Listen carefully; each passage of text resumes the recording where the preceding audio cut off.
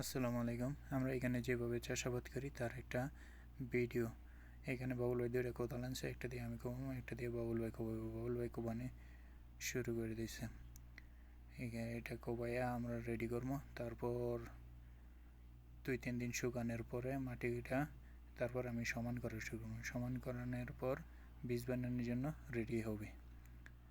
এখন আমি বীজ বানানোর জন্য রেডি করতেছি 3 দিন পর, এবং পরে আমি বীজ বানানোর পর আমরা দেশে তো ট্রাক্টর দিয়ে মই দিয়ে দিই। এখানে এত আর ট্রাক্টর নাই, ছোটো একটা গোরপা, এর জন্য আমরা হাত দিয়ে এটারা মইয়ে দিব।